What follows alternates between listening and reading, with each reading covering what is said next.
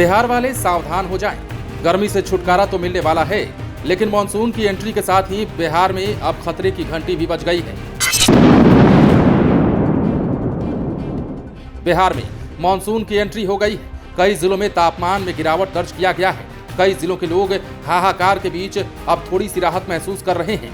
लेकिन ये क्या, बिहार में मानसून की एंट्री के साथ ही नई खबर। बिहार में गुरुवार को पूर्णिया और किशनगंज के रास्ते मानसून की एंट्री हुई। अगले 2 से 4 दिनों में पूरे प्रदेश में इसका असर भी दिखने लगेगा।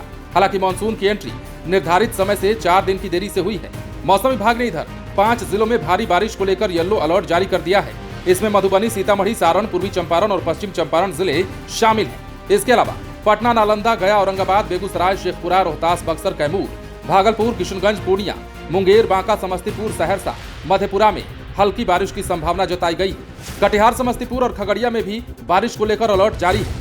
लेकिन शुक्रवार की सुबह दरभंगा, सुपौल, मधेपुरा और मधुबनी में बारिश हुई। दरभंगा में आकाशीय बिजली गिरने से बैंक गांव में कमलेश आचार्य, जिनकी उम्र 60 वर्ष है, उनकी मौत हो गई। इधर किशनगंज में लगातार 4 दिन से बारिश होने की वजह से टेढ़ा गाछ में कनकई नदी का जलस्तर भी बढ़ गया है। लोग आने जाने के लिए नाव का सहारा लेने लगे हैं। अभी से तस्वीर बदली सी सीमांचल के इलाकों में नजर आने लगी है। प्रदेश में मानसून की एंट्री होते ही कई जिलों में बारिश का दौर भी शुरू हुआ। पूर्णिया, किशनगंज और सुपौल में भारी बारिश हुई। इसके साथ ही पटना, मोतिहारी, जहानाबाद, बक्सर, जमुई और भोजपुर में हल्की बारिश दर्ज की गई। पिछले 24 घंटे की अगर बात कर लीजिए तो पूर्णिया में ढेंगरा घाट में सबसे ज्यादा 126.2 मिलीमीटर बारिश रिकॉर्ड की गई है और इसके साथ ही सुपौल के बीरपुर में 94 मिलीमीटर और किशनगंज के बहादुरगंज में 84 मिलीमीटर बारिश दर्ज की गई है। अब यह भी जानना जरूरी है कि इस बार लगातार तीसरा साल है जब मानसून देरी से आया है। 2022 और 2023 में भी मानसून देरी से आया था। मानसून की एंट्री के साथ अधिकतम तापमान में 3 से 4 डिग्री सेल्सियस गिरावट दर्ज की गई है। सिर्फ 3 जिलों का अधिकतम तापमान 40 डिग्री सेल्सियस के पार दर्ज किया गया। इससे लोगों को भीषण गर्मी से राहत भी मिली है।